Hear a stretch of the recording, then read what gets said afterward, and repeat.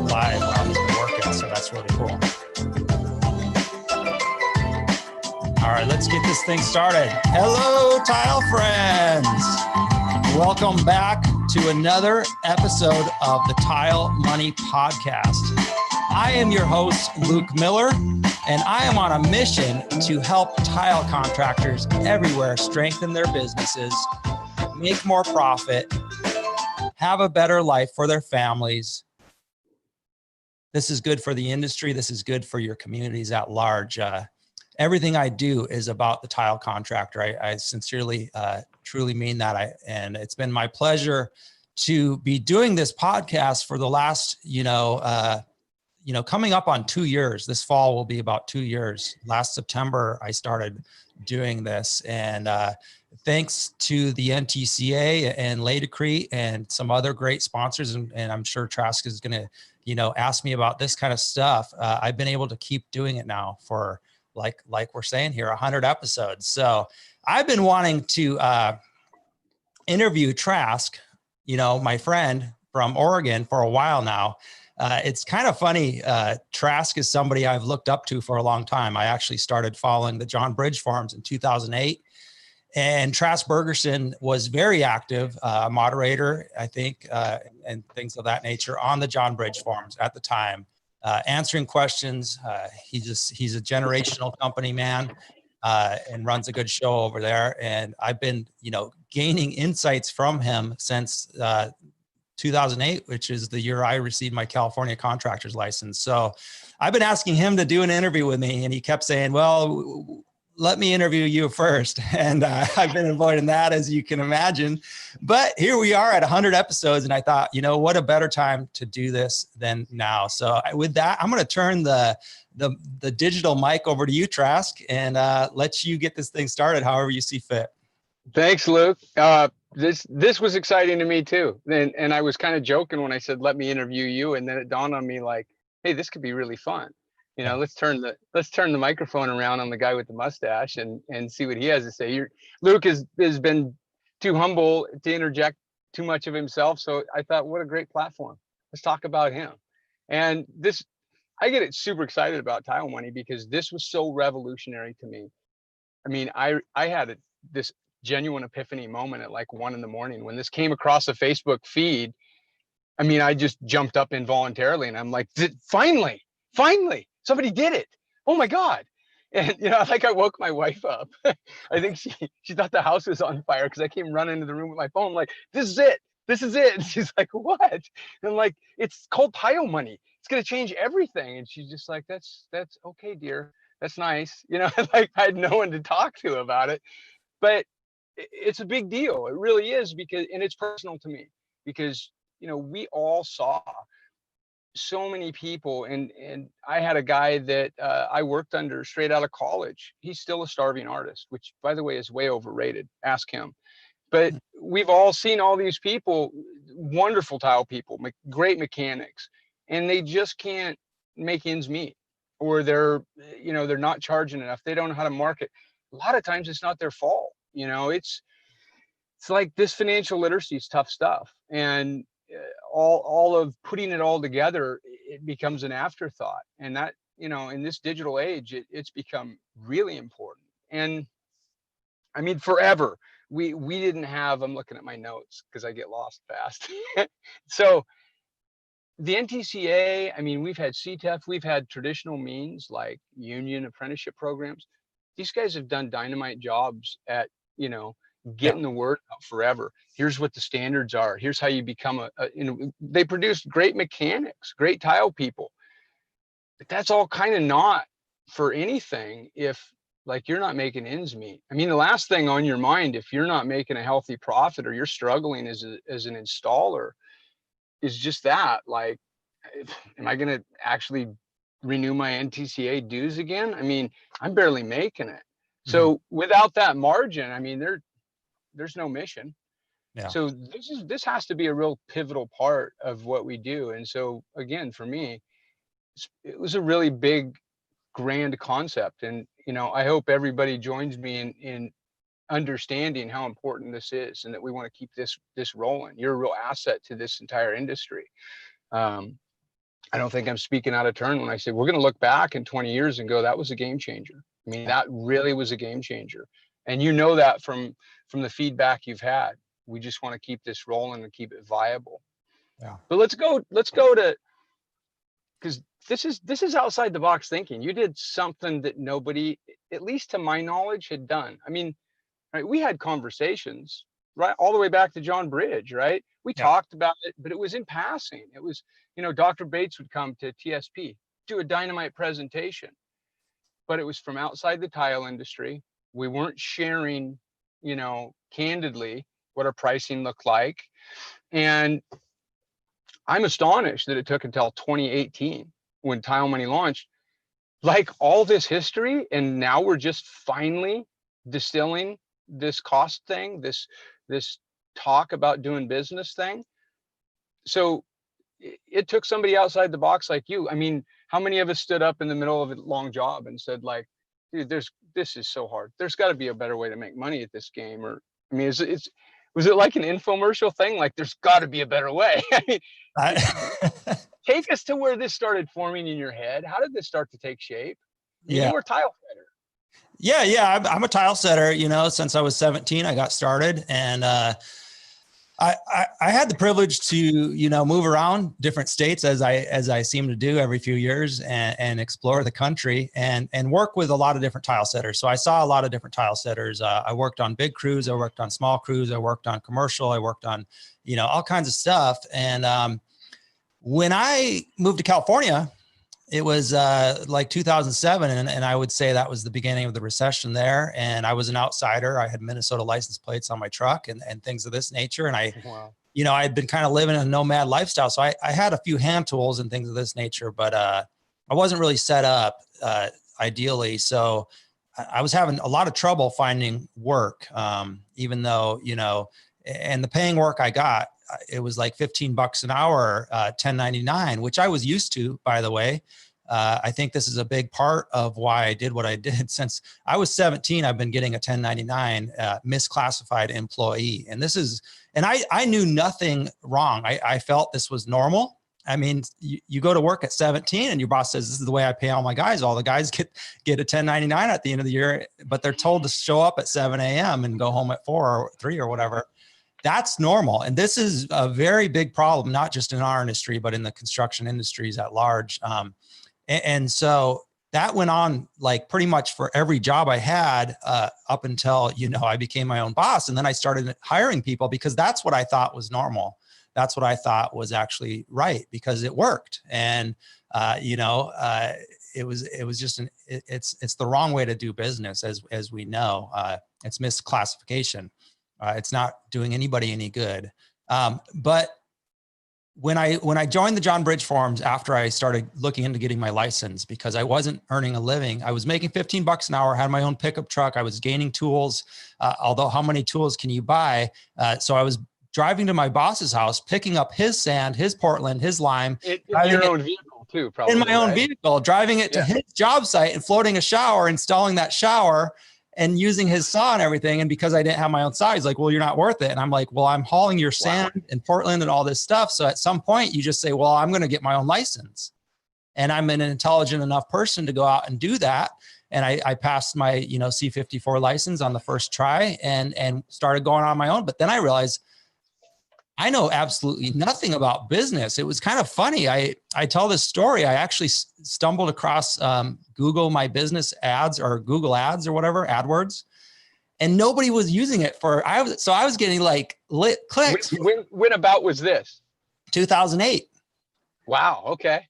2008. I was using Google ads and it was kind of a brand new thing. Maybe it had been out a few years. I was paying like $1 a lead.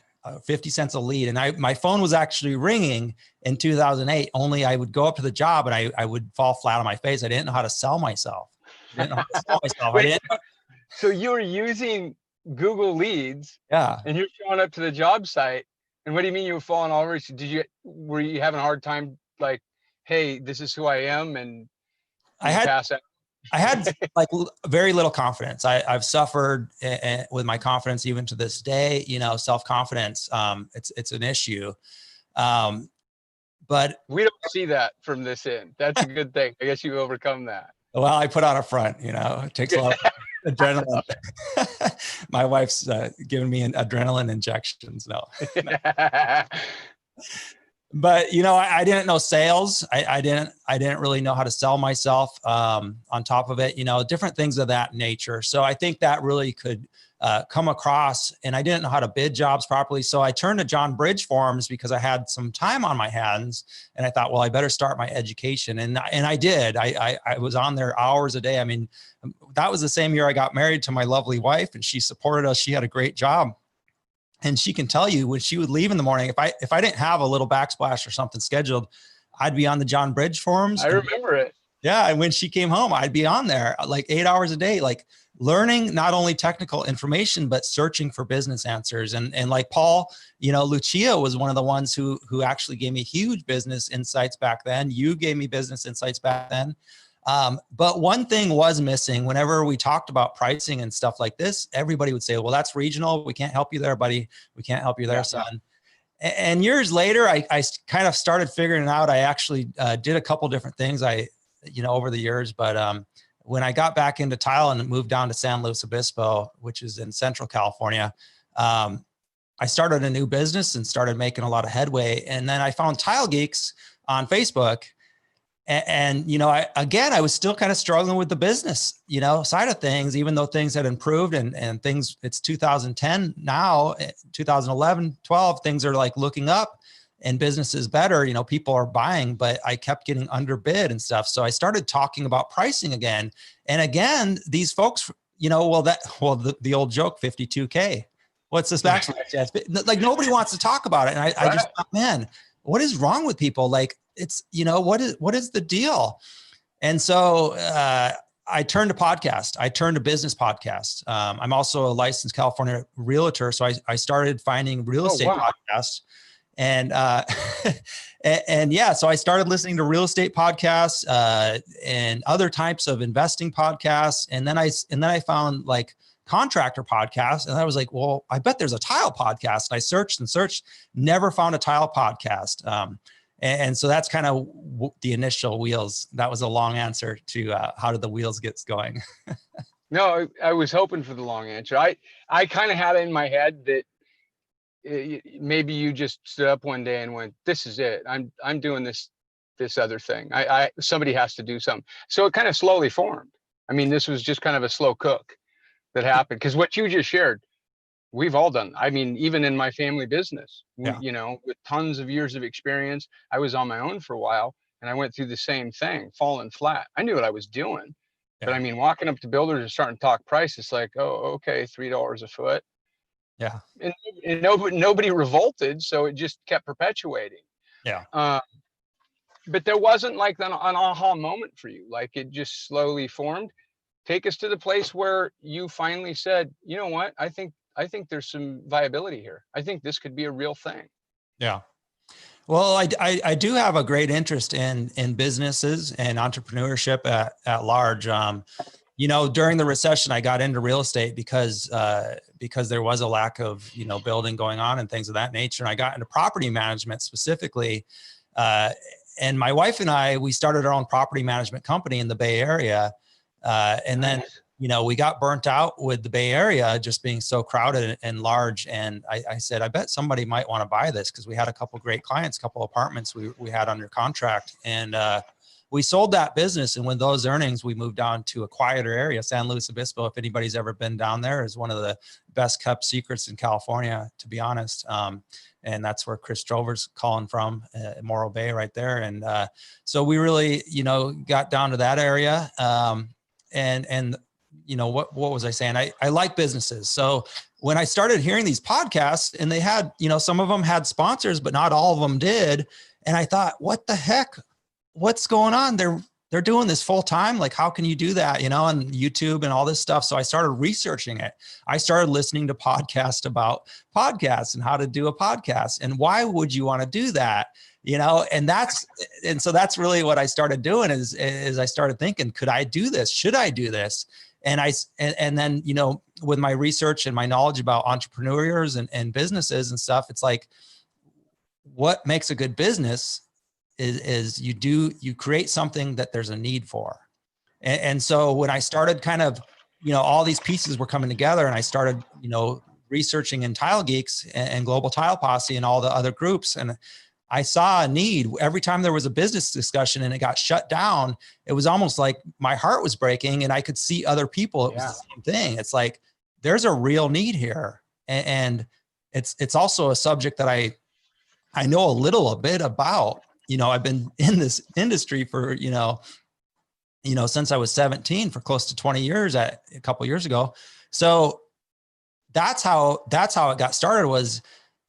Is this viable? Yes, I believe it is. At least it's worth pursuing. It's worth trying. It's worth checking out.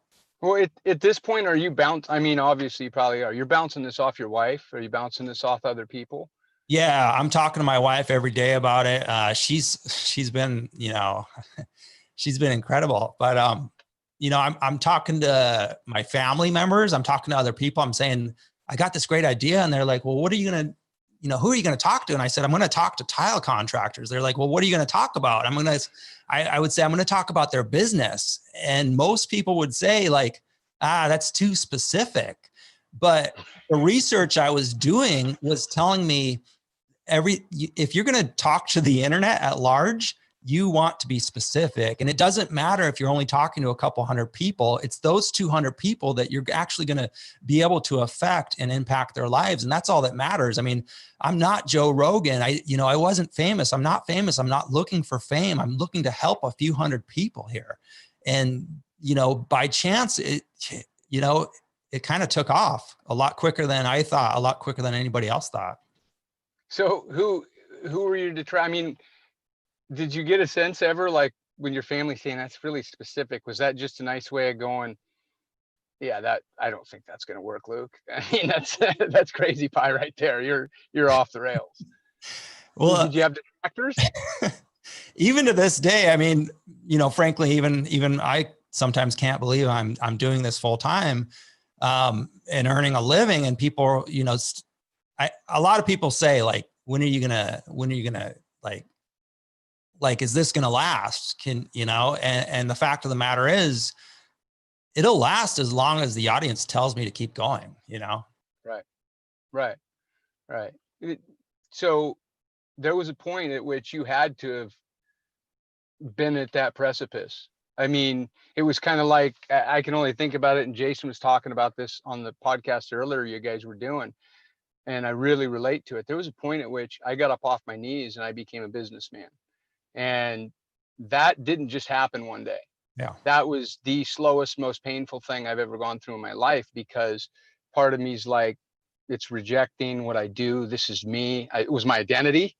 God forbid, you're wired into that. And, I'm lazy. I mean, I'm looking out the window of my truck. My guys are setting tile and they don't know what I'm in here doing. They think, and then to jump away from, your livelihood. I'm going to hang up my trowel and I'm going to jump behind a microphone. I mean, at what point do you just think like, God, I hope this really works? I mean, was there a point at which you went, that's it, I'm doing it? Yeah. So it's all an ongoing thing. Yeah. No, that's actually a great point you bring about, the kind of the evolution of the transition between, installer and business owner. That's a difficult transition in itself. That's very difficult. And it's a mind trip, because you think you're going to lose the respect of both your clients and your crew, right. And other things, not just that, other thoughts go through your head. And so that's difficult in itself. And today, like, I'm not installing tile. And a lot of times I just feel like a huge hypocrite because I'm not installing tile, but it's like, I can't, my wife just said in the comments, she's like, yeah, when I start, she remembers when I started this thing, I was getting up at 4 a.m. to work on the podcast. Then I would go install tile. And I had more content. I felt like real, and she said, she was with a newborn and stuff like that. And I was, so we had a lot on our plates, but she was supporting me in the idea, at least giving it a go. And I was, supporting her and, trying to do something different. But yeah, it's a huge hurdle. It's a mind trip to try to overcome some of those thoughts. Oh, I bet. I can't even imagine. Now, so kind of back to, this is outside the box thinking. I mean, I'm just magnetically attracted to non-typical stories. You struck me the first time I met you in person. You're captivating. You're larger than life. It's awesome mustache, great persona, and you know, you're a real. And as I got to talk to you more, especially, you're a real non-typical guy. You'd shared with me like even your educational path wasn't conventional. And you know, I Google searched just a few things because I've always kind of intuitively, we hear this. There's scores of millionaires and billionaires that flatly rejected the conventional, you know, graduate from Harvard Business School, what have you. I mean, tons of them. And you know, I'll bet a lot of them said, yeah, you know what? I had a vision. I didn't stick to the norm and I went with it. Do you think, I mean, talk a little bit about that. I mean, you said it was a nomad lifestyle. So do you think approaching it from a position that's not exactly everyday life uh, helped you out? Absolutely. It helped you believe there's a bigger world out there, saw it differently? Yeah, absolutely. I mean, that's one of the things I learned listening to podcasts, early on is I got started with podcasts after my daughter was born. I fired 4 out of my 5 guys that were working for me, and kept the one because we had, a young daughter, and I wanted to be there. I said, if I'm going to do a family, I need to figure this out. And the 9 months after my wife was pregnant, I went to work 6.5, 7 days a week because I had that end goal in mind. I said, I'm going to do this. And stopping that train was difficult after my daughter was born. I had to leave the hospital to go cool a job down and stuff like that because of the situation. But I said, this isn't working. Not only do we not have money in the bank, I'm doing a couple $100,000 a year and I'm paying these guys, but we don't have money in the bank and I'm stressed all the time. And so I said, to heck with it. And I fired 4 that weren't really panning out and kept the one.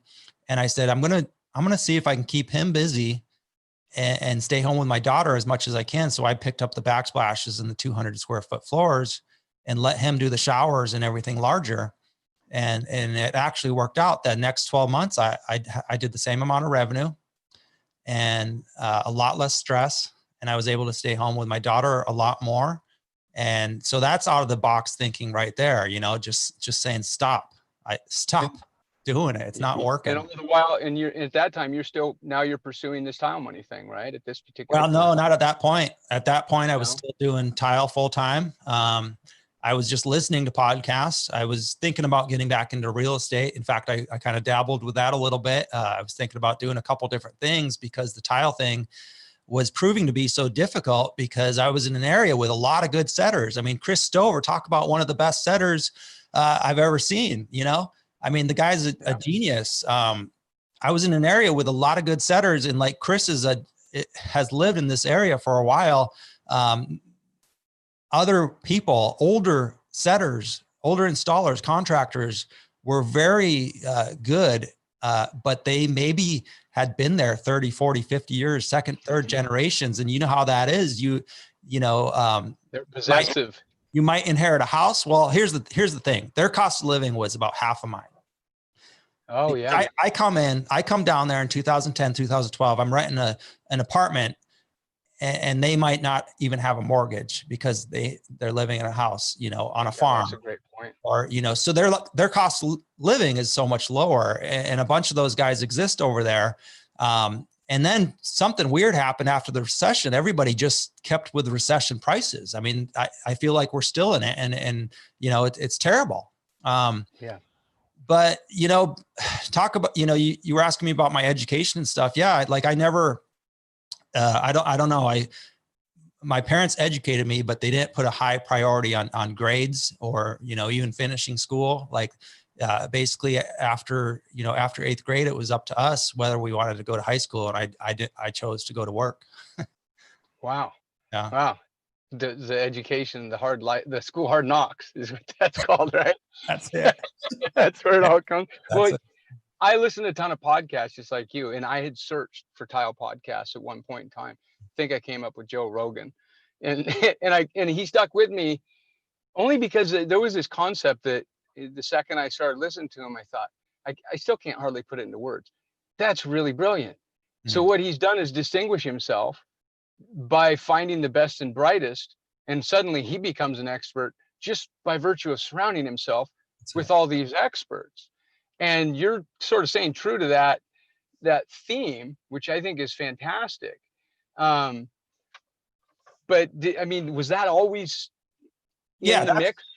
so that's a podcast secret. That's I mean, not a secret because it's out there, but that's a podcast strategy. People actually build businesses just by interviewing experts. And what happens is you become guilty by association. Who are the 5 people you're hanging around, right? So, Right. excuse me. So what I found was, hey, I don't have to be the guy with all the answers, you know. I just need to know the people with the answers and interview them. And I felt like it was important to create this platform for a spot to do that. And that's exactly what's happened. Even, you know, from the beginning and to this day, I'll say, I don't have all the answers, guys. Like, I'm just trying to find them and share them as loudly and as often as I can. Yeah, but in the process, you became, and this is a staggeringly simple concept. You said it's like a podcast secret. It's really simple, but I don't know that it occurs to a lot of people. Like when it kind of occurred to me, I went, wow, that's really smart. Mm. You know, I wish I could emulate that somehow. That's really smart. But now all of a sudden, geez, over 100 podcasts under your belt and all these listeners and all this huge platform that Tile Money is becoming, you're like this cargo ship sized container conduit of information suddenly. And you've got to distill and sort through all kinds of stuff. Was that overwhelming? I mean, was that, you know, I'm going to just do this. And then all of a sudden it's like, oh, wow, there's a lot to this. You said you were watching podcasts on how to do podcasts. Yeah. How do you figure all this out? There's a lot to figure out.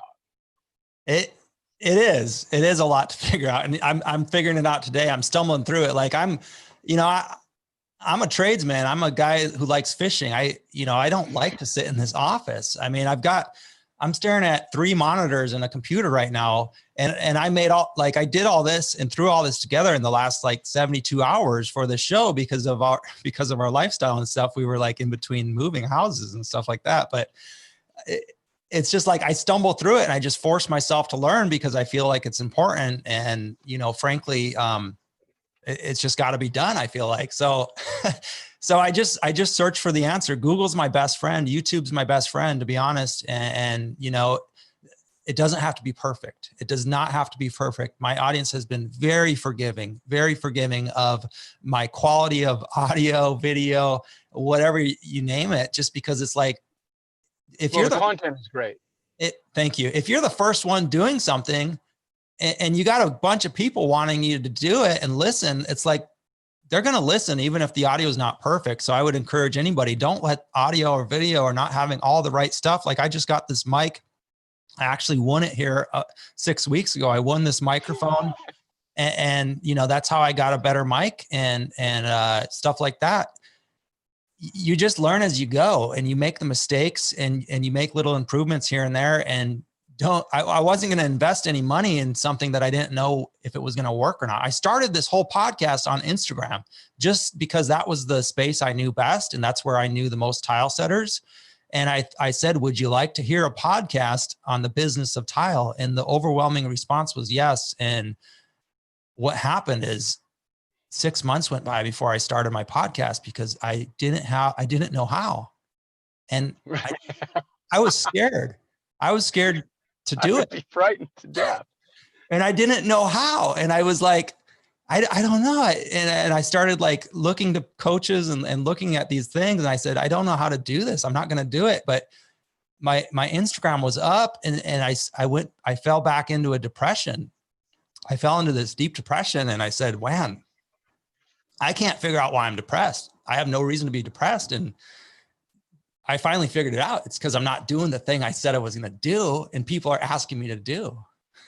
Oh yeah, and that was weighing on you, and you just didn't know it. Yeah. Yeah. Well, and that sort of segues into one.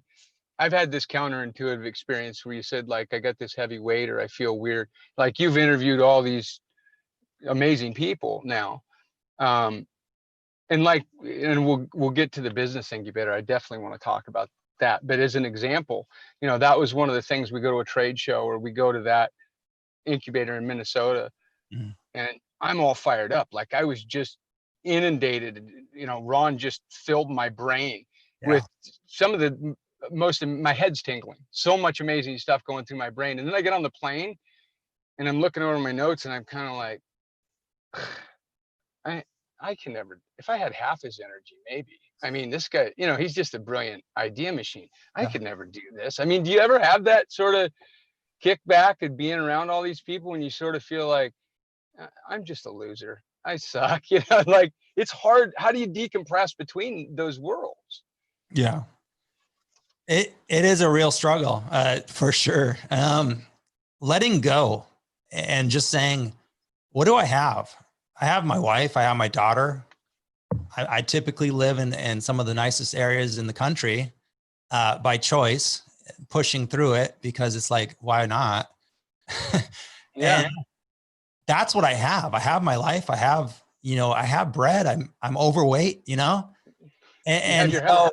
so I have my health, and so at the end of the day, you have to just continually remind yourself, like, that's enough. Like, Right. my God, like I'm in debt. I don't really know what the future holds. But what does it matter? Yeah. Well, and that recession taught me a lot about myself too, because I went into, I wanted to go jump off a bridge at Yeah. one point because I was killing it. And then all of a sudden the bottom fell out. And I remember coming away with like, you know what? It's time and experience. I could have made $1 million, but time and experience are the only valid commodity we have going here. Yeah. And, I'm not going to lay on my deathbed and think, man, I wish I'd have tweaked that backsplash. It'll be the memories of my family. It'll be the memories of the things I cherish. Yeah. Yeah. So I think that's good advice.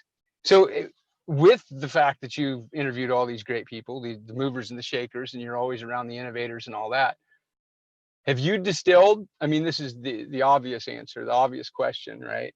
Yeah. What trends, what tendencies? I mean, do they always get up at 4 a.m. and eat 2 oranges? What are these guys, what's the secret? What commonality do you see with the real top performers? Determination, hard, ethics, hard work ethics, powering through, I think thinking outside the box a little bit, is part of it. But I would just say it's hard work. It's a lot of hard work if you want a successful business, especially in a competitive industry. It's always the hard stuff that we know. Like, was it Mark Twain that said, it's not the stuff in the Bible that scares me that I don't understand. It's the stuff I know that's hard. I mean, doing push-ups is hard, but it works. Exactly. No, nobody just wants to get down and dirty about it. I interviewed Dave Gobis, and that was super insightful. Somebody else who I've looked up to for a long time, somebody Absolutely. who's helped thousands of people with his writing, his blogs, his articles he's written for magazines, and everything he's done, with the CTEF in the beginning, and everything he's done. And the guy's made a great living and earning with the tile industry within it, as a tile contractor. And if you asked him what the secret was, he would say going to work every day, getting up early and putting in the hard work. And that's basically what it boiled down to, is what his answer was. It's, that's what it is. He said, he had a partner at one point who, he gave the option: do you want to be a full partner, or do you want to be an employee and get a steady check? Or do you want to take the risk with me? And I believe it might've been his brother. And he said, I want to be an employee because I want a steady check. And then when Dave, at 30 years later, 40 years later, whatever it was, when Dave went to sell the business, his brother said, well, what about me? And he said, you said you wanted to be an employee. Right. And go home at 5 every day. I love that.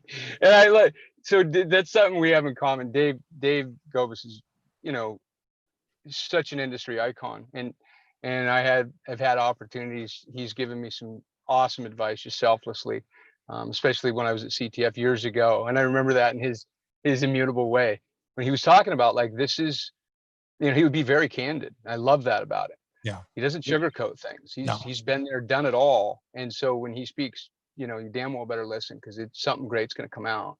Yeah. And he had said something about, you know, running a business. And he said, like, if you're not into this as a lifestyle, just get a job. You know, just go get a job somewhere, because it ain't going to pan out, you know. Yeah. And those are true words. But so when you go to interview somebody like Dave, you know, who we know of sometimes, but don't necessarily really know him. I mean, how do you prepare for it?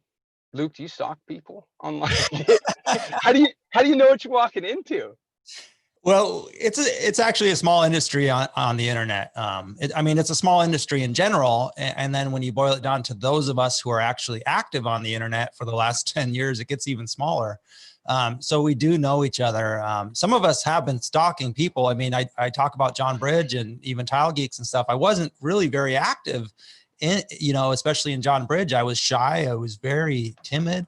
I'm a very timid person. I really don't like to, you know, I mean, I'm saying this today, you know, but it doesn't make sense. But originally, you know, that's the way it was. And so I was lurking. I was a lurker or a stalker or whatever, but I was gaining that knowledge. And so you'll see the same thing in the groups today. Not everybody, you know, speaks up, but sometimes 6 months, 12 months, 6 years goes by and they say, hey, I've been watching you for a while. And that's the way it is with you, Trask. I mean, you know, I couldn't believe it when you wrote your first post about tile money and kind of expressed your feelings and thoughts. I said, wow, like that's when I knew I had something. When I could affect someone like you, who I thought I was looking to for the answers. And you said, this is great. I'm learning things every day, you know, and you know, that was a huge testimony. And that was like, wow, this is incredible, because I've been, you know, reading you and following you. And with Dave, it's the same thing. You know, Dave told me candidly, he said, the first time I saw the name of your thing, Tile Money, I was like, who's this a-hole? You know? And he's like, but you know, I mean, Dave's active in the Tile Money Facebook group today. And he told me though, when I was there, he's like, you've got some big balls, man. Yeah. Yeah. And I don't know. I didn't see it. From him. I didn't really see it like that. I just thought, you know, I was trying something and we'll see if it sticks and we'll see if there's a need for it. Yeah, no.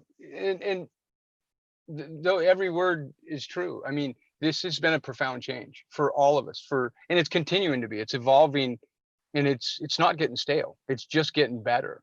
Probably one of the greatest contributions, and again, is I firmly believe this. We're going to look back and go, that's 2018 was a place where you put a stake in the ground. I mean, this is as big to me as, like, you know, Lady Creek coming out with modified thin set. This is going to be a time horizon that we look back on and say, this was so important. It changed our lexicon in this industry. It changed our discussions, because now we have a platform. It's not in passing. You know, we started talking, oh, how long? I never thought I'd see the day. Seriously, I stood in my underwear on the keyboard many nights, just like, stop bidding by the foot. What do you guys, you know, guys just blanket bidding. And suddenly this conversation has changed just in a year or two dramatically, where we're not just talking about bidding by the foot. It's all of a sudden explained that you need to know your cost. And what does that entail? You better go back and do some reading, dude. You're new here. Suddenly we're talking about like businessmen. We know our cost of doing business. We know how to bid projects based on what it costs us to do business and our overhead. Those are revolutionary ideas for this industry. What are some other things that you want to see? You know, what are things you're seeing that's like, hey, we've affected that, we can change this? What else is on the horizon out there? You know, what other things do we need to change that we can change? I think just the way the industry communicates together from the top down, from the largest of the people like Del Tile to the one-man show. We need more communication. We need they need to be at, you know, in my opinion, Del Tile and you know, I'm just using them as an example. The big boys, they need to ask the little guys what we need and what we want, because right. What we're seeing out there is like 8 out of 10, I mean, what we're seeing in the tile industry, in the last couple decades here is the large companies are diminishing and the smaller companies are struggling. They're going on their own. Helpers are becoming contractors overnight, right? And it's a real problem. And instead of just saying, well, that's the problem, we need less help, it's like, well, if that's what's happening, let's help them. Let's figure it out. Because if we can strengthen each and every single contractor out there, that's the feet of the whole building. I mean, that's your foundation. You don't have a good foundation, it's going to crumble. And these companies, God love them. And I love a lot of the products they're putting out, like, GPTP and glass tile and all this great stuff. They're pumping it out at very high, rapid speeds and changing the industry without really understanding and knowing and making sure that the installers are ready to handle this. And I think that's going to be, that's one of the problems. Like, the training does need to happen. Everything the CTEF and NTCA is doing needs to happen 10x, in my opinion, along with the business that I'm doing. And well, they're not mutually I mean, they aren't separate concepts. They're not separate concepts. They're not. I chose my concept because of the reasons we've already established. But they do need to go together. And I just think there needs to be more of it, and the communication has to be better. And I think the large industry has to understand that the small guys are struggling in a real bad way. Well, and what they're doing so. I mean, I would agree. I couldn't agree more. And this isn't even in the notes, but I would absolutely, what you just brought up, we need more industry representation directly in communication with us, because this is affecting our pricing. Having potato chip 12 by 24s and we're the guy left holding the bag, this is a real problem. And why aren't there more Crossvilles out there who are accessible and sitting down at the board table with the NTCA and the contractors on the ground saying, all right, you guys just have to, you have to create a standard. You have to demand this of the manufacturers. And that's going to change your profit margins. That's going to dramatically affect your day-to-day misery and factor. I mean, that's a big one for us. Yeah. And so speaking about big companies getting in this game and being accessible, Laticrete stepped into your world in a big way. Yeah, in a big way. They've been a huge supporter of mine, from day one. They've been a huge supporter. I went to, that whole thing started with Dirk Sullivan. Really? Yeah. Here's what happened. Love you, Dirk. And I do as well. And I wanted to get him in on this. It's just the weeks have been flying by for me and I've had a lot. But here's what really happened is I started this tile money thing, and it kind of blew up overnight with people like hitting me up and saying, keep going. And so I kept going. And within a couple months, I got a phone. I remember the day it clears. I remember the morning. I just arrived to my job site and the phone rang, and it was this Dirk Sullivan, who I also looked up to for a long time and knew of. And I was like, well, what's this? Like when he said who he was, I was like, shocked. And I pulled over, I pulled in front of the job. I was sitting there. It was my job. It was a shower, a very, intricate shower I was doing for my customer. And I was under the pressure. I hadn't been getting a lot of sleep, and Dirk calls me and he's like, I just want you to know, we're watching you over here. I'm with, I'm a ambassador for the NTCA, or, however he introduced himself. And he said, we're watching you and we want you to get involved with the NTCA. We want to support you. And I lost it. I was like, crap. I couldn't believe someone like that was listening and paying attention. And so he said, I'm going to give your number to Jim Olson and Jim's going to call you. And I said, all right, let's do it. And so later that day or the next day, me and Jim Olson got on the phone call and he said, Luke, we think this is a viable thing. Like, we see the numbers going into your Facebook group here in the last few weeks are growing and growing. And he said, he's like, let's get together in Vegas. Vegas Surfaces was like 3 weeks away. He's like, let's get together there. And I said, I have no plans to go to Las Vegas. At this point, I'm not an NTCA member. I've never been to a trade show, nothing, just because. So when was this? What this 2018? Yeah, this was probably like the winter of 2018. Yeah. So I started September, and this was before Vegas. So before, okay. Yeah. And so only a few months had gone by, from the start of this thing. And I was kind of taken in another direction. I don't know if you want to talk about that, but I was thinking that I was thinking if I was going to create a business out of tile money, it wouldn't be from sponsors and all that. So that wasn't even on my radar. I wasn't even thinking sponsors or anything. I was thinking of other things to generate money, income, if at all possible.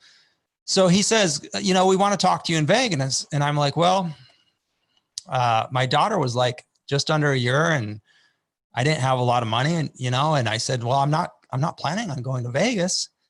And I went home and I told my wife, she's like, I think you should go to Vegas. and so what happened is I was like, well, let me ask the audience. And so I made a GoFundMe, and I put it up on the Facebook group and on the Instagrams and stuff like that. And I raised a couple grand within a few weeks, and I bought myself a ticket, and I bought some t-shirts for some of the people, and I brought them out there. And that's when I met Jim Olson, and Bart Bettiga for the first time. And they said, we want to hear more about your plans with this and what's going on. And that's the day. And you asked me about Laticrete. So that's also the day that I met, David Rothberg.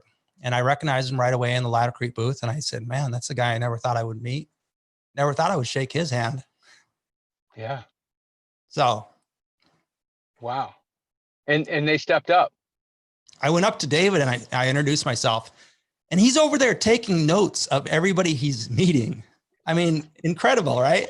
Incredible. And I'm like, look, I just started this thing called Tile Money podcast. And he's like, well, why? What's that about? And I said, well, I want to educate tile contractors on their business.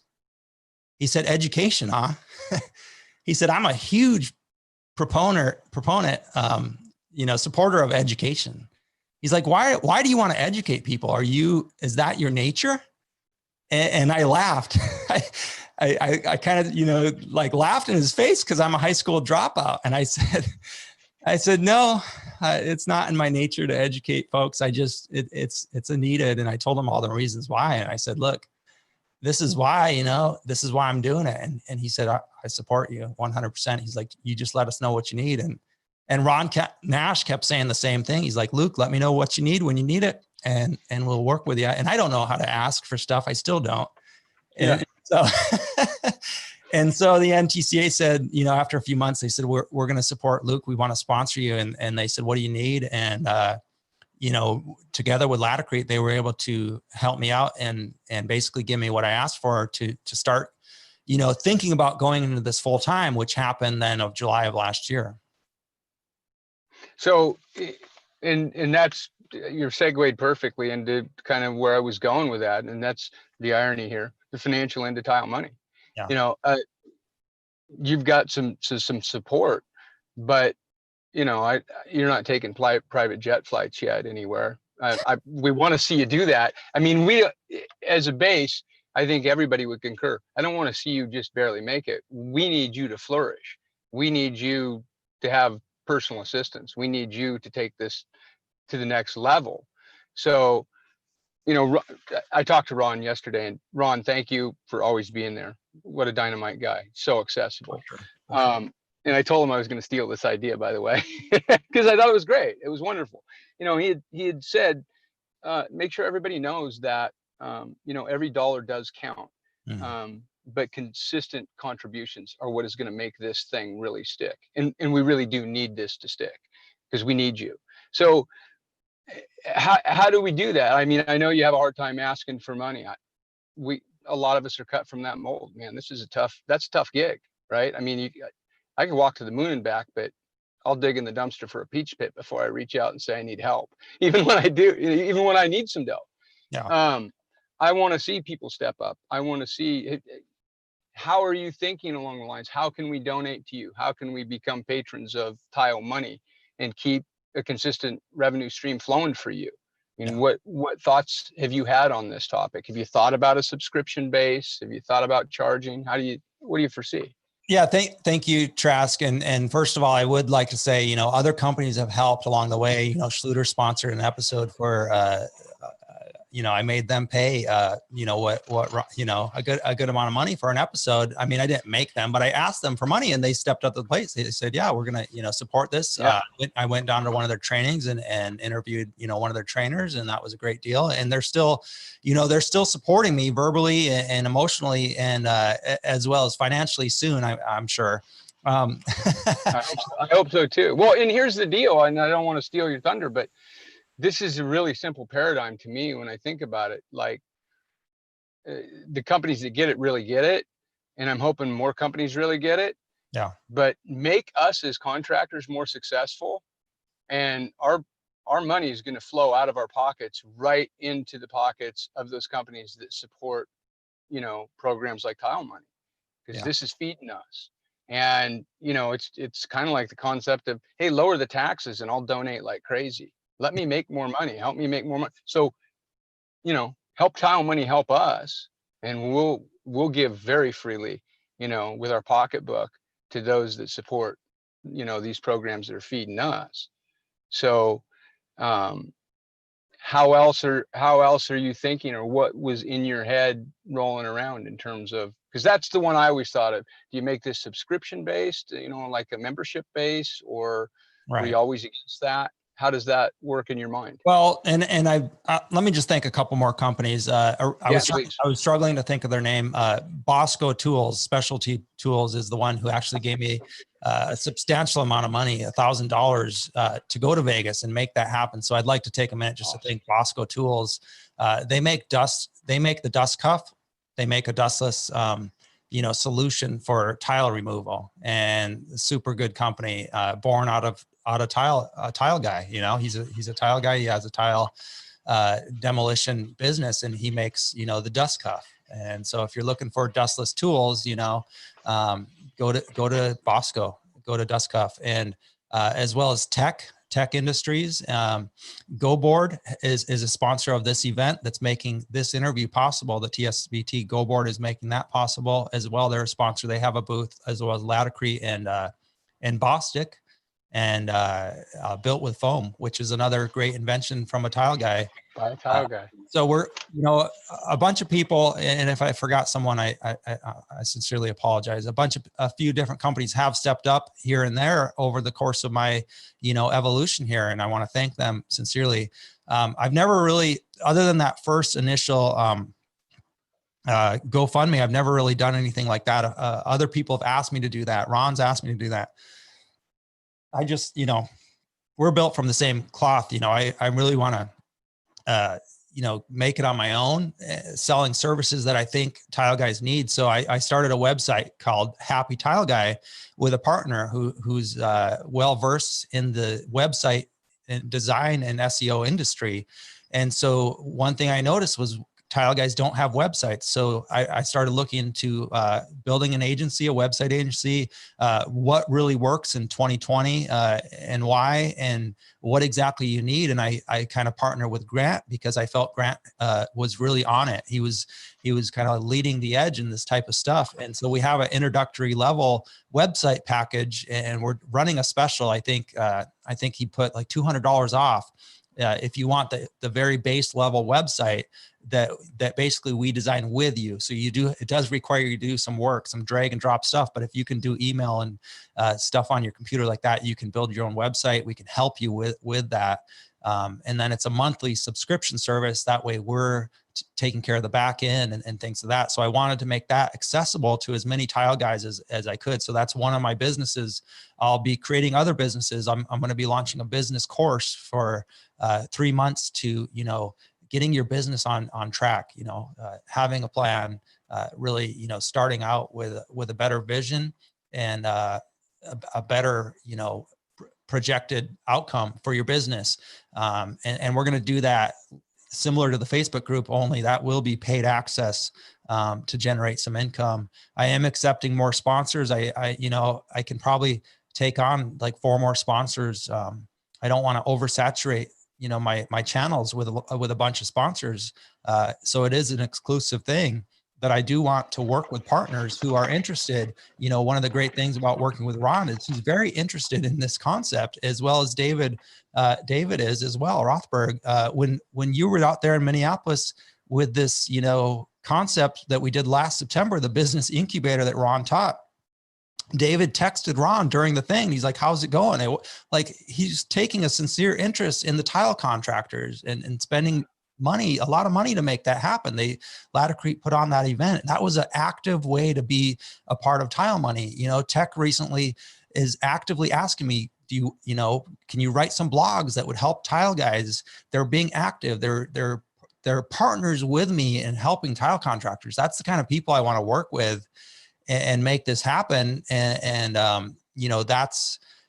that's the way, companies can get involved. That's the way contractors can get involved. I don't know if I'll do another Patreon or GoFundMe or something like that. I don't know. I'd like not to. I'd like to, solidify this idea. And if I'm getting all this feedback from the audience, I think, it's worth, continuing to make a real business out of it.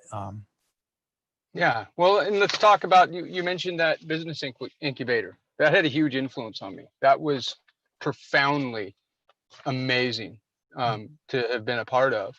And, you talk about, these are companies that get it. I mean, these are companies that really see, these are legacy companies. Mm-hmm. I mean, Ladecrete is a company that is multiple generations, and talk about these guys that are just whirlwinds.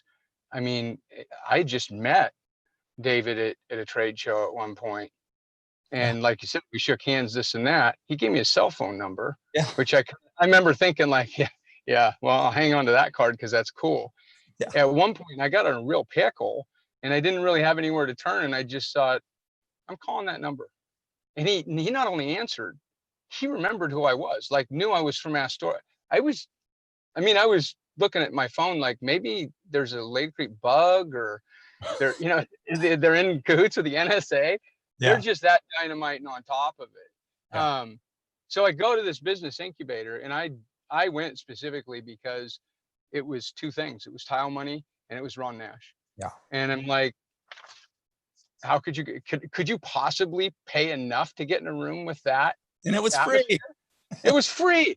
My wife even asked, it's like, seriously? Doesn't cost, we had airline miles. It's like, oh, that's nice. If you went and saw some hack motivational speaker, it would cost you $1,000. You're getting one-on-one. Yeah. So that was a really, and like I said, I would have paid $1,000 for that, plus costs of flying and all that. No problem. It had a real influence and continues to. It just shapes how you think. You come back and share this with your team, and you implement 2 or 3 things. And I don't know how to metric that, but I know it put money in our pocket for sure. What are you guys thinking about in the future with that? I thought that was a dynamite principle. You're so, I guess in a sense, Tile Money is not just this Facebook page and this podcast. There's a lot more to it. You're going to design our website for my company. Yeah. Yeah, no, I'm going to keep pushing, and keep, thinking outside the box. And, this is an example of that TSVT, this was born because I was on a phone call with Ron Nash. He called me one evening. He's like, Luke, it looks like the world's going nuts with this COVID thing. He was like, why don't you launch a trade show online? Because we're not going to be able to go to any here. We're not going to be able to go to coverings. And I said, really? He said, well, I don't know. He's like, it's still on, but look, TSVT or South by Southwest was just canceled, Luke, in Austin, Texas. And I'm like, all right. And so that's how that idea was born, is a conversation with Ron. And did the incubator come kind of out of the same vein like that? The incubator, to be honest, I don't remember, but I wanted to do it. I had suggested it. I think Ron made a post on Facebook about if people would attend something like that. And yeah, we kind of threw that together, just talking about it, me and Ron. Yeah. Well, for anybody that doesn't know what that was, because maybe it was just a blip on somebody's radar and they'd heard about it. I mean, it was like boot camp times 10, shoved into a room, locked the doors with Ron, and full speed ahead, man. We're going to talk about negotiations. We're going to talk about this. And right in the middle of it, I mean, and here again, to his credit, you know, there was one particular point, he used Schluter as an example. Yeah. This is a Leda Creek guy uses, and he said, what? Somebody had a Schluter hat on, and he said, they're a dynamite company. I respect the hell out of them. Yeah. They put their money where their mouth is and invest in education, and uses them as an example. This thing that happened, like I said, it was amazing. I was just bummed that, well, I was glad, to be selfishly honest, that there was only like 30 people there, but there should have been 500 people there. I mean, this should have been a keynote thing. You know, this should have taken a day at TSP or something. So I keep prodding about that because I want to see more of that. There's definitely more coming. And, like you're saying, that all kind of happened with a conversation, and within 6 weeks it was done, so I moved fast, and I'm open to suggestions. If manufacturers are sitting there wondering how they can work with me, I mean, tech was the same way. They're like, well, how can we work with you? And they're like, well, can we pitch some ideas to you? I'm like, yep, pitch away. Do you want to write 3 blogs or 4, however many blogs I'm writing for them? And I said, yeah, I'll do that. Let's give it a go.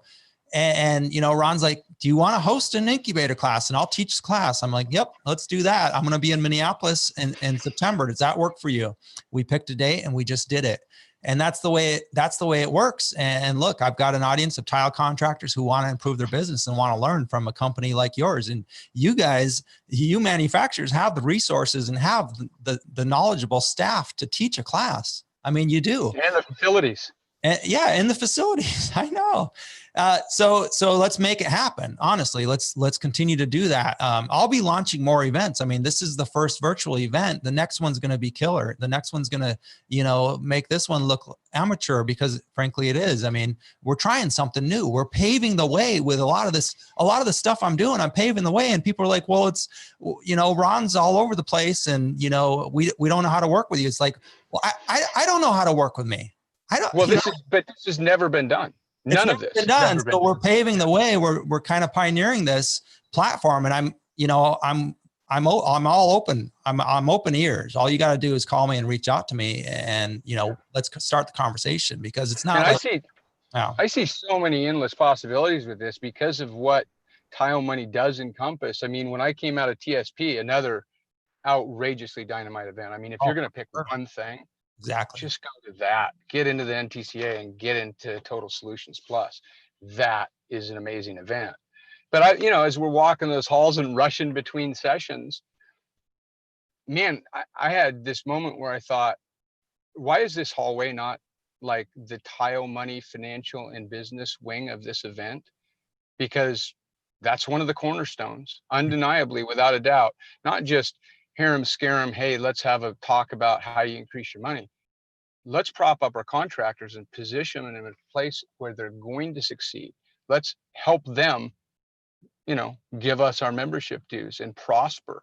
And partnering with Tile Money and taking it to the next level really seems like the next step to me. It's just so logical that, you have the technical and all of this, and all of a sudden we've got the business and the marketing savvy side of it equally as essential, if not as much. So yeah, I really would love to see those endless possibilities. Yeah, to be honest, the future of this virtual event. In fact, I was planning with Ron, and I was reaching out to other people who were actually supporting of this idea. Is an event, a 3-day event like the incubator, only. I was thinking we could do half business and then half hands-on, which also, as we've said, encompasses business in a lot of ways. So mix it up a little. And we were going to do that here in Orlando, which is close to me. We're still going to do that. COVID's really, taken that possibility, kicked it down the road a little bit, a few months. But we're going to return to normal. Absolutely. I'm still going to host that event, that 3-day event, which is going to be a mix of, we won't have the attendance, of course, that the larger events that have been going on for 30 years, 40 years do, but we'll have a couple hundred people there, and it's going to be educational and some hands-on stuff. And what I'm going to do is have some professional photographers there, videographers, I should say, and some good sound equipment. Hopefully I'll win a few more microphones, and maybe I'll win a camera. And we're going to actually live stream this to wherever Tile Guys are. Where are Tile Guys? They're on Facebook. They're on Instagram, stuff like that. They're out on their job sites. They're on their that blew my client's mind. And I walked in one day, and here's a couple of guys that, work with us. And what are they listening to? Not some offensive rap music. Yeah. It's a Tile Money podcast. My client was so impressed by that, they called me and they just said, I'm just blown away. Yeah. That's huge. Well, that's really huge.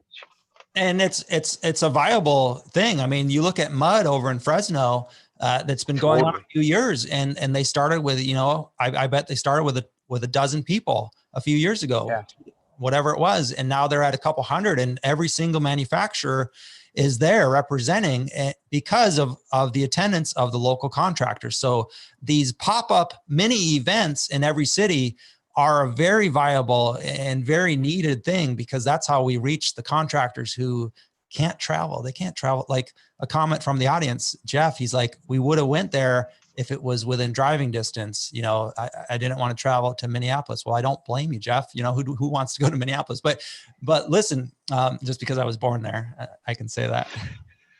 But listen, that's the future is smaller events.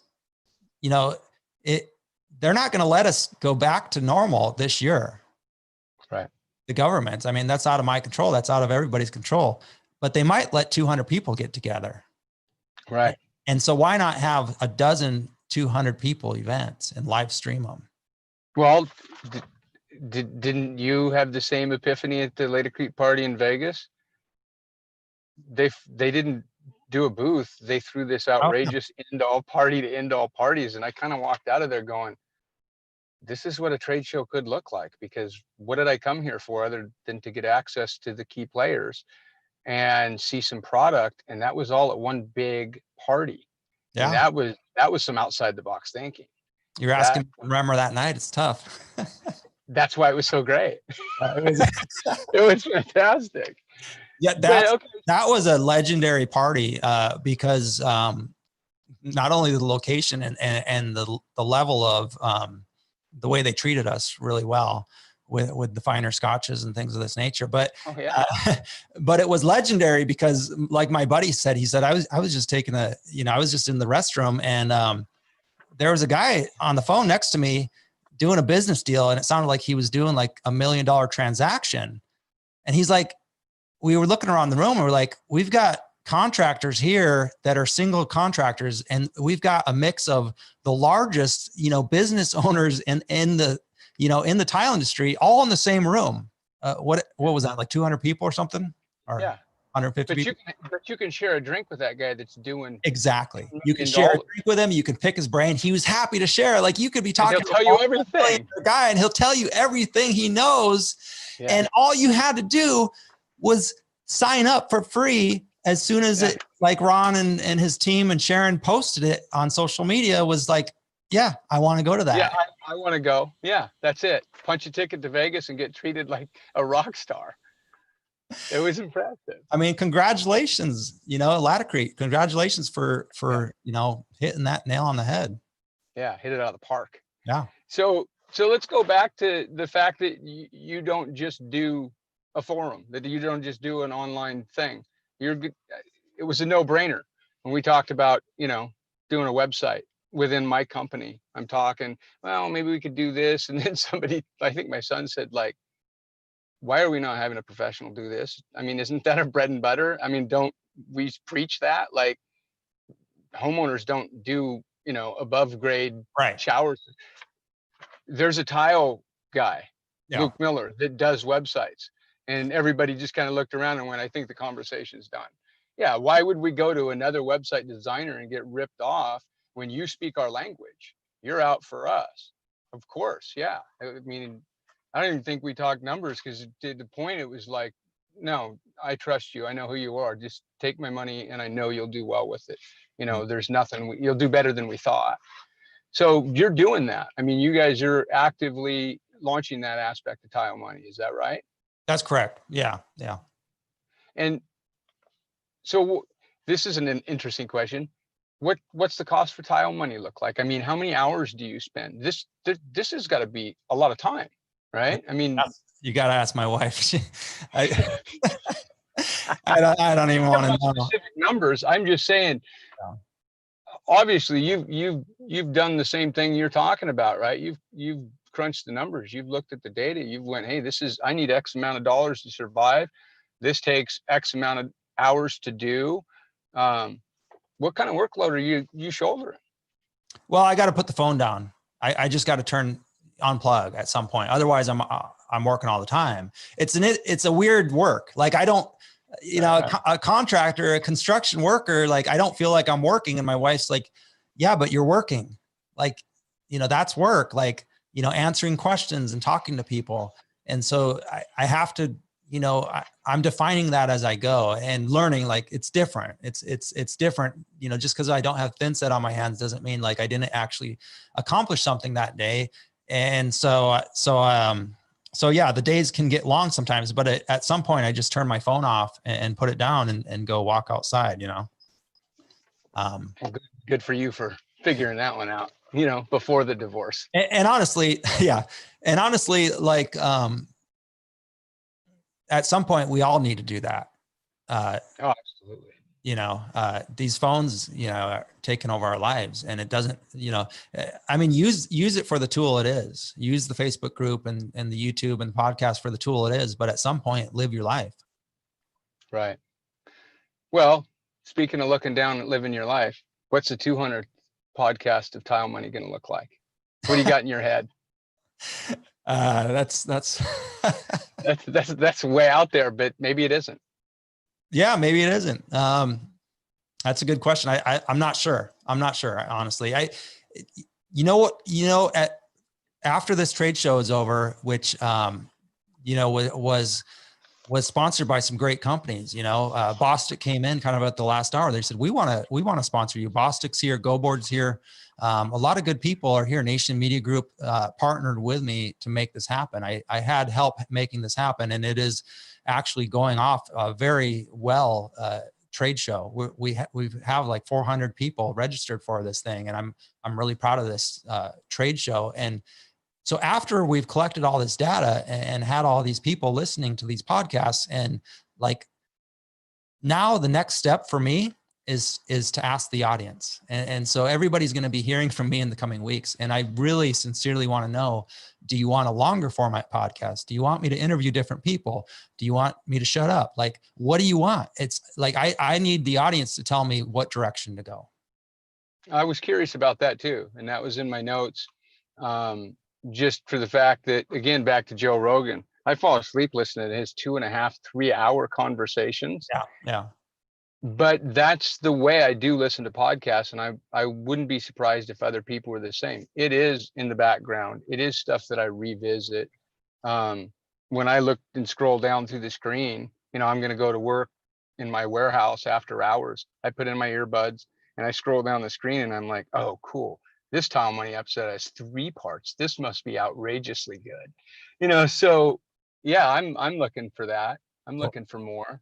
Did you go back and forth with that though? Should it be 30-minute blurbs? Should it be 2 hours? I mean, I do go back and forth with that. And I do need to ask the audience what they want, because I started out, I think, with like close. I mean, I'm a very free spirit. Like, I don't really define I try not to define too many things, but, and that's the partnership with the NTCA and Ron and Bart and Jim. We've all had conversations. They're like, look, maybe you should define some stuff and put a schedule out. So I actually have a 2020 schedule that I've been able to stick to, I would say 85, 90% of the time.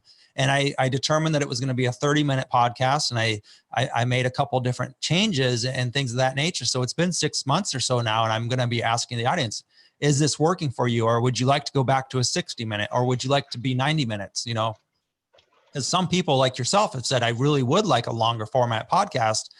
And so that is possible. That is doable. Yeah. So this, do you have any, you must have had some goofy stuff happen. Come on, you got to tell me without, you don't have to mention names or anything, but does anything stand out about like, it's funny or awkward or weird, or, you know, what's the gag reel look like? You got to have a gag reel somewhere, right? The interviews? Yeah, oh, totally. Yeah, on the podcast. Like, oh yeah, edit that one out. Yeah, just little things here and there. I mean, just you know, most of it's just technology mishaps. You know, Carl the Flash Leonard was the first interview I did, and I started with my phone, an app called Anchor, which I still use today. I mean, I record it in a different way, but they host all the episodes. But I started because they have like this app on your phone. You can just pick it up and have a phone conversation. But I thought I was supposed to be holding it like this, and Carl was holding it like this, and his voice is so crystal clear, and mine is all distilled and weird because I was like, I didn't know what I was doing, you know? And so that was super funny because the first one I put out, I was super embarrassed, but thankfully Carl's has a lot of good things to say, and I let him talk. Like that's been the secret sauce to the podcast, is I just let people talk. Like I don't want to do all the talking. That's been the secret sauce, is I let people talk. And honestly, we've had a lot of great conversations. I've done very little editing, to be honest, because even if we slip up and stuff like that, it's like, well, so what? That's real life. It is real life, and I think that's endearing to everybody. That's one of the most compelling parts about it, is this is real life, and it's easily excusable. But what you said, that's really interesting, and it applies all over across the board. You know, like the magic formula. I mean, and this goes to builders, designers. You know, you're bidding a job with a client. If you want to hit it out of the park with them, if you really want to, you know, connect with them, shut up and start listening. Yeah. Start asking about them. People, and I've heard it said a million ways, you know, people are desperate to tell their story. Nobody asks about you. Turn the tables around and ask, and genuinely listen to people, you know? Yeah. Then was that tough to do? No, I mean, sometimes I'm not into it. I'm not into every interview. You know, I have bad days and you know, a personal life and all kinds of stuff like that. So I'm not like my heart always in it, but if I schedule it and stuff, I you know, I do my best I can. And, you know, again, I let them talk and see what they have to say, you know? Yeah. And hopefully magic happens. Yeah. It usually does. What else? I can keep going, but I didn't want to. Yeah, I left like 90 minutes. So we've got another 10, 15 minutes. So if you don't mind, I'd like to share my screen. Yeah, please. Yeah. And go through a little slideshow here. And this is what, can you see that? I can see it. Okay, cool. So this is from Rob Olson. You know, I just want to run through these real quick. These are just screenshots I've taken over the last year and a half of people telling me to keep going and why it's working. I don't know why I feel like I need to prove that I'm actually doing something that's affecting people's lives. And Rob's one of those guys who, like he says in this message here, it saved my career. And I just can't believe it, because Rob's such a great guy. He was there at the incubator and he has a great business.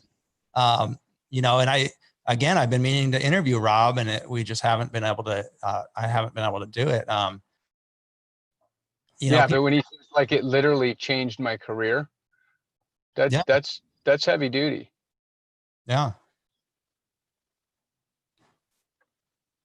I mean, people just message me like I like that. I'm obsessed with this podcast. I love that. Don't you find that to be true? I mean, these are not dull people that we find in our industry. These are real entrepreneurs, people that really chose their own way. Yeah. I mean, these people are real people, and to be able to help them, again, like I didn't know that I would still be doing this 100 episodes later. And it's not always easy, but when I get these messages, I'm like, well, I guess I can't stop now. You know what I That mean? was a great one. That's more difficult than actually doing tile itself is the business of tile. That's exactly true. Man. Anybody, I mean, a lot of us can install beautiful tile, but if you're not making money, like what's the point, Yeah. Yeah.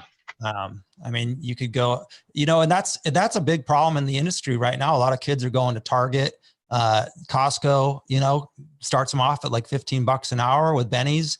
A lot of these restaurants are the same way, fast food and stuff.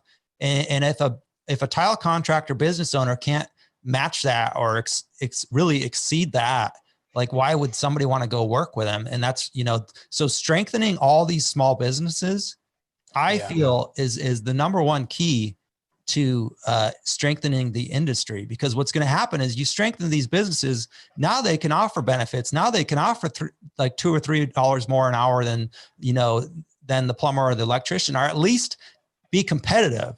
I mean, if I was a kid today, and I had a choice, kids don't make decisions based on very few kids. They're going to be like, well, that's $2. This electrician can pay me $2 more an hour from the get.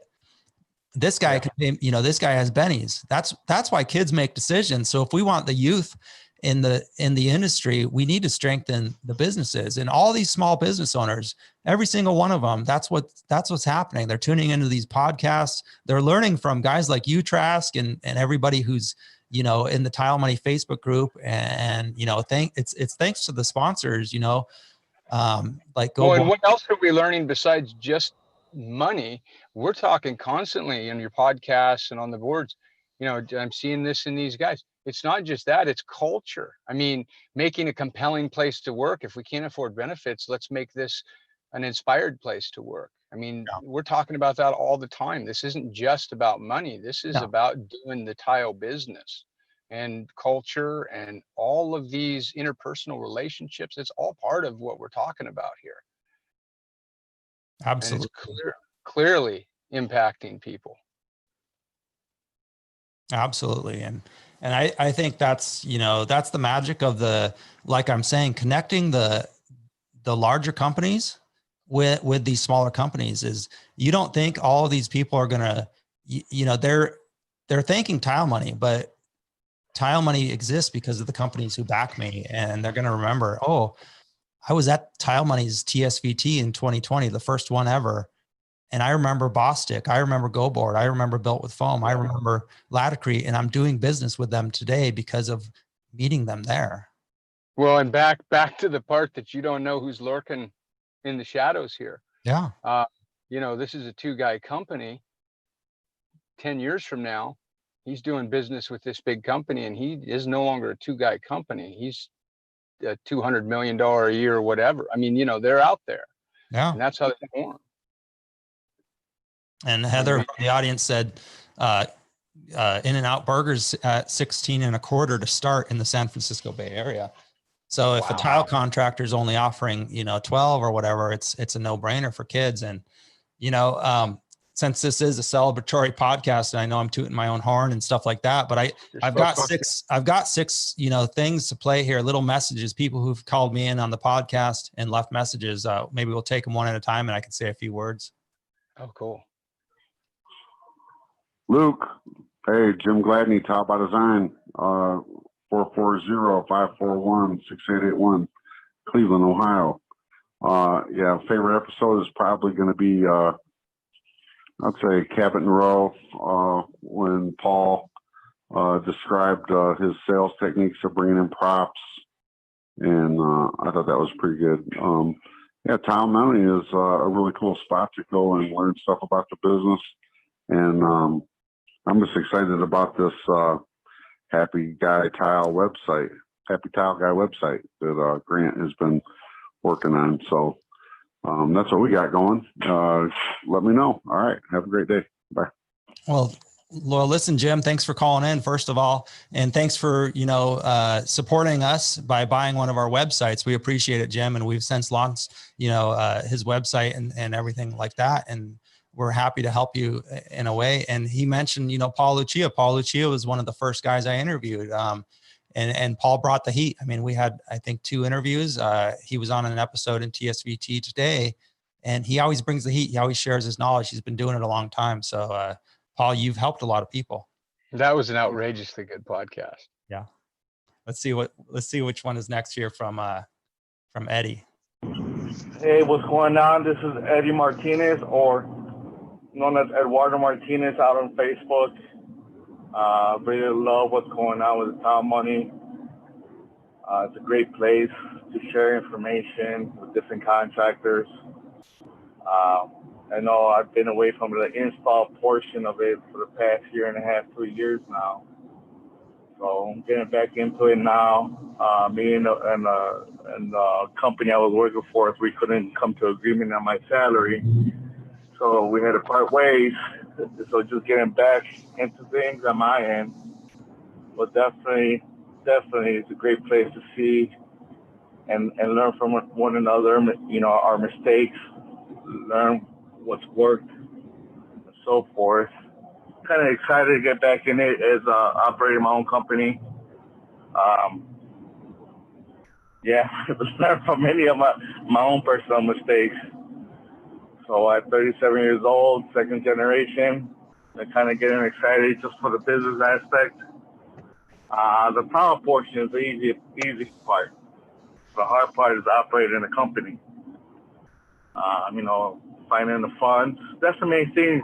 I would like to know more is with the bigger contractors, how is it do they fund, projects? Is there any special loans?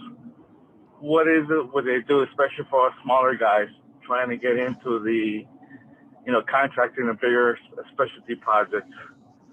9 times out of 10, when you're bidding a commercial job, you're basically financing the materials and the labor for the first 45 to 90 days of the project before you even receive a payout. So that right there scares me.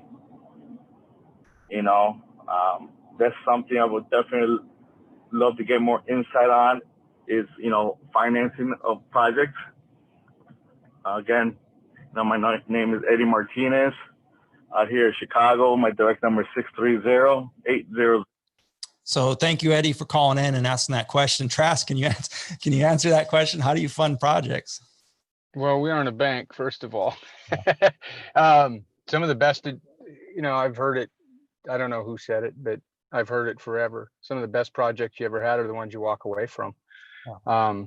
I know one really high profile project that we did, one of the few projects we've ever been burned on, frankly. My dad wasn't in on it. It was one of the first big projects I took, and he came in and looked over the numbers and all of that, and they were huge numbers for us.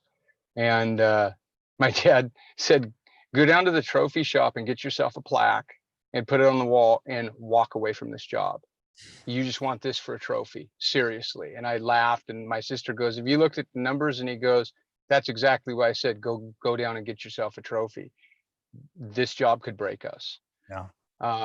There's some real wisdom there, that changed my gig, and we didn't lose money on the job, but money was withheld, and it was awkward for a time on that last payment. And it was scary because you suddenly realize in the middle of it, what seemed like a really great idea, I'm going to be in magazines and this is going to be great. And there's huge numbers here. There's huge numbers to lose. Yeah. So yeah, those can be, we're all kind of thrill seekers a little bit. If entrepreneurs, get that in check, because that excitement will turn to horror, in a heartbeat. And I think Eddie nailed it. Yeah. I don't know how to finance a huge project. I don't want to find out. No. Yeah. Best not to do it, I would say. If you have to do it, be smart about it. Well, you got a resource like Tile Money to reach out to people that have actually done it. That would be where I would go. Yeah, I would reach out to the Facebook group if you haven't already. Without a doubt. Let's see. Let's hear what Tim has to say. Hey, Luke, this is Tim.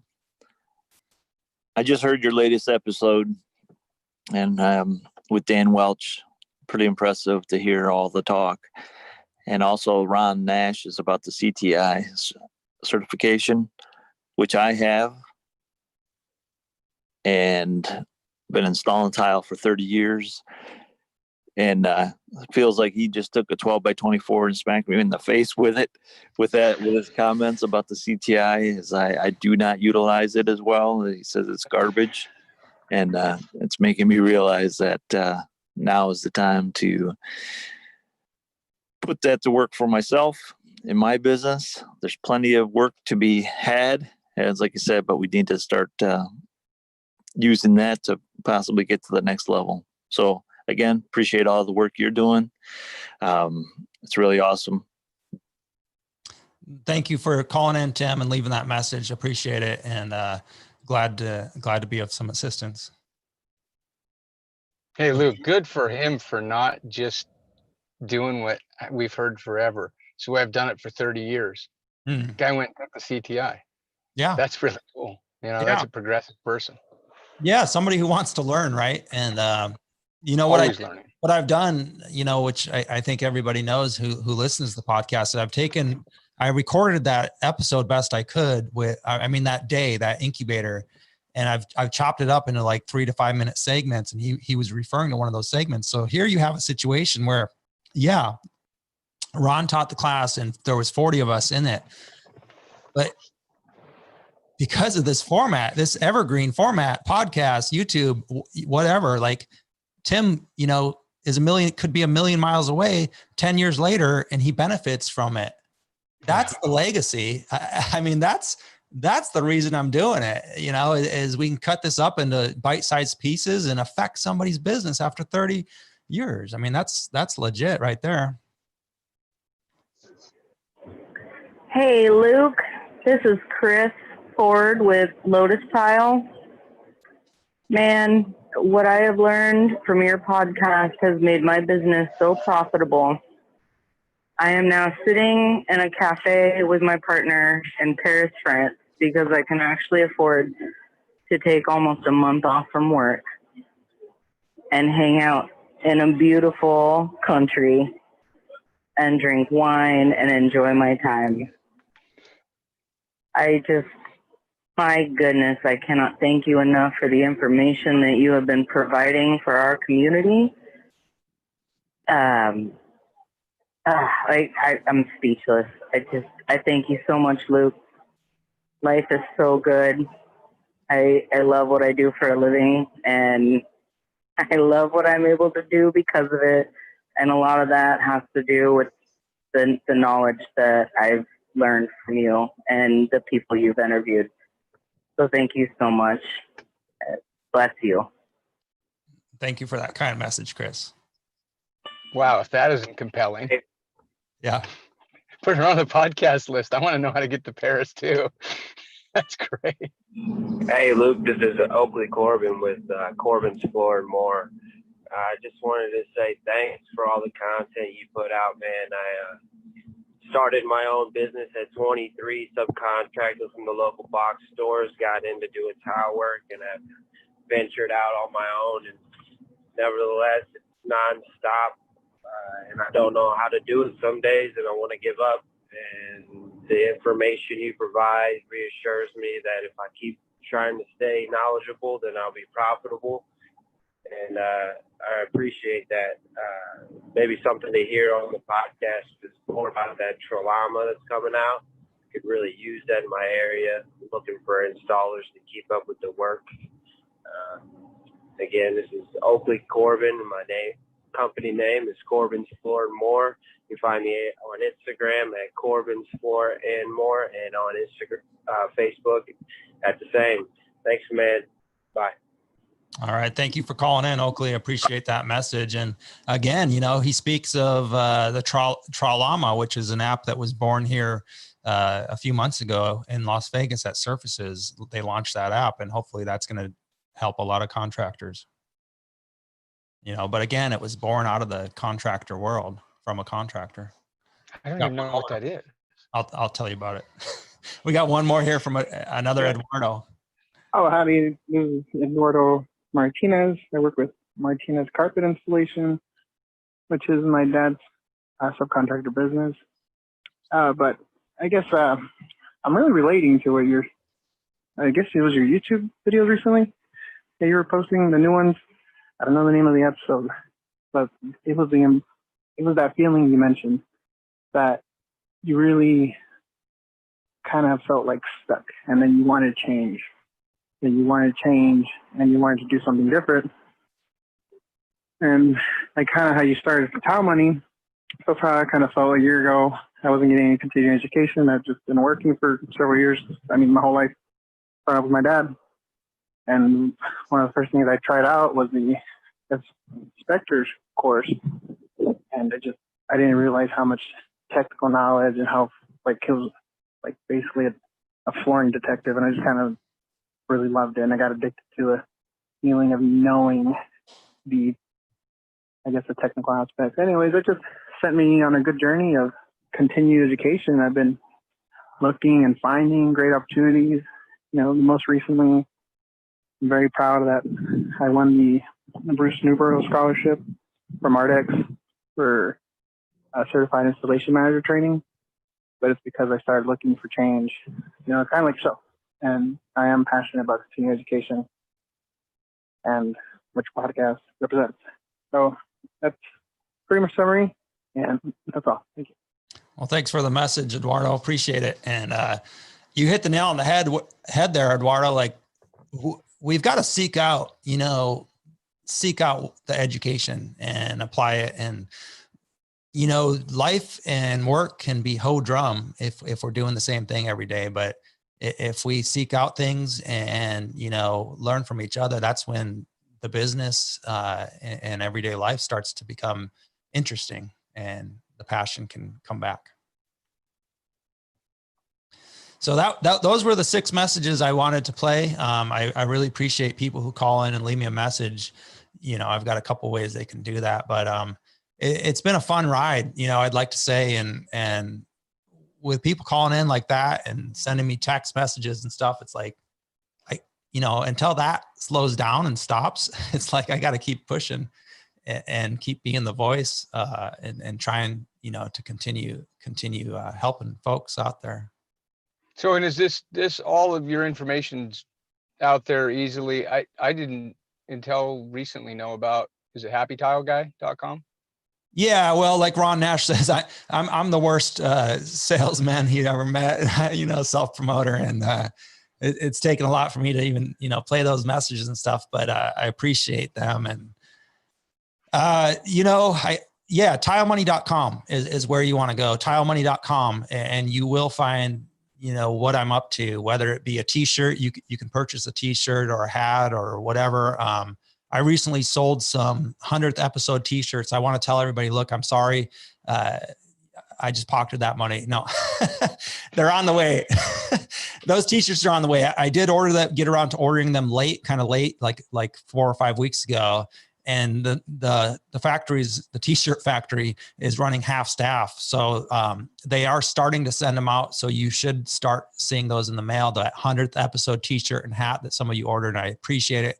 I did charge for them, and I did sell some raffle tickets, with those, which we're going to raffle off tomorrow at happy hour, at TSVT happy hour, which happens in one of our virtual booths. I want to encourage everybody after this podcast to go check out our virtual booths. We've got 3 open right now. We got Bostik, GoBoard, and Latacrete. And the next episode by Stacy Greenberg, Creating a Solid Project Team, doesn't start for another 20 minutes. So I think we're going to wrap this 100th episode up here. If you have any outgoing comments, Trask.